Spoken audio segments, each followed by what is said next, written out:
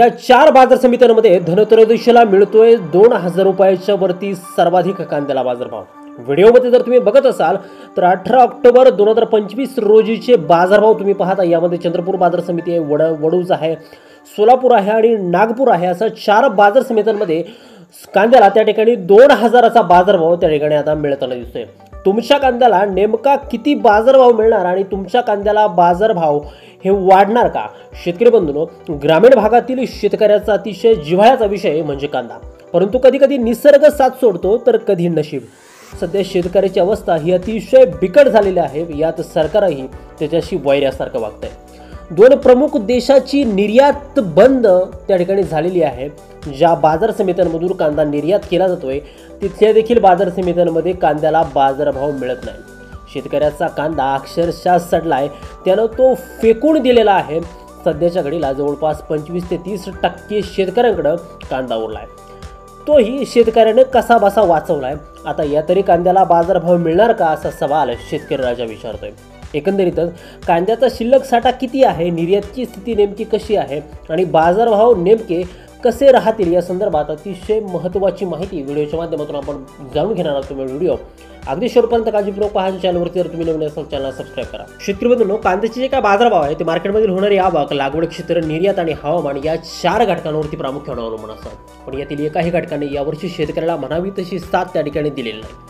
वास्तविक जर का बघायला गेलं तर मागच्या वर्षी याच वेळेत दिवाळीच्या वेळेमध्ये त्या ठिकाणी कांद्याला 35 ते 40 रुपयाचा बाजारभाव मिळत होता। म्हणून मागची दिवाळी शेतकऱ्याची गोड झाली, परंतु या दिवाळीचं काय? एकीकडे निसर्ग वैऱ्यासारखा शेतकऱ्याशी वागलाय तर दुसरीकडे सरकार देखील वैऱ्यासारखंच वागतंय, परंतु शेतकरी अजूनही आपल्या नशिबाला दोष देतोय। ऐन निवडणुकीच्या काळांमध्ये जर का सरकारनं कांदा निर्यातीच्या धोरणांमध्ये जर बदल जर केला नसता, निर्यात बंदी जर लावली जर नसती तर आज काही परिस्थिती ही वेगळीच असते। कांद्याचे दर हे घसरले नसते। एकतर या चुकीच्या धोरणांमुळे भारताच्या ज्या काय हातातल्या बाजारपेठा होत्या त्या बाजारपेठा देखील चीन आणि पाकिस्तान सारख्या देशांनी त्या ठिकाणी काबीज केल्या। मोठ्या मोठ्या ज्या काय बाजारपेठा होत्या, श्रीलंकेसारखी बाजारपेठ होती, बांगलादेशसारखी बाजारपेठ होती, तर या बाजारपेठा देखील भारताच्या हातातून निसटून गेल्या। परिणामी भारतातून कांदा मिळत नसल्यामुळे या देशांनी त्या ठिकाणी कांद्याची स्वतः लागवड केली आणि भारताच्या कांद्यावरतीच आयात शुल्क लावला।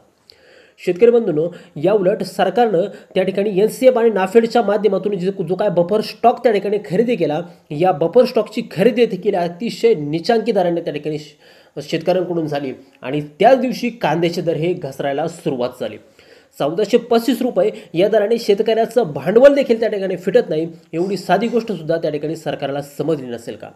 शेतकरी बंधूंनो, हे एवढ्यावरती त्या ठिकाणी थांबले नाही। एका महिन्यामध्ये हा जो काय बफर स्टॉक आहे तो बफर स्टॉक सुद्धा सरकारनं त्या ठिकाणी बाजारात आणला आणि थेट किरकोळ दरामध्ये त्या ठिकाणी 24 रुपये प्रति किलो या दराने त्या ठिकाणी मोठ्या मोठ्या शहरांमध्ये हा कांदा वाटपाचा कार्यक्रम त्या ठिकाणी सुरू झाला आणि थेट शेतकऱ्याच्या कांद्याला स्पर्धा उभी। एकंदरीतच राज्यामध्ये 20 ते 25% कांदा आता त्या ठिकाणी शिल्लक राहिलेला आहे आणि यामध्ये या कांद्याला तरी बाजारभाव मिळणार का? दरवाढीसोबतच नेमका काय अपडेट आहेत, या अपडेटबद्दल आपण थोडी माहिती त्या ठिकाणी बघणार आहोत। शेतकरी मित्रांनो, आखाती देशांमध्ये मग त्या ठिकाणी दुबई असेल, कतार असेल, ओमान असेल, सिंगापूर असेल, इंडोनेशिया असेल, अशा आखाती देशांमध्ये कांदा निर्यात ही आता पूर्ववत झालेली आहे।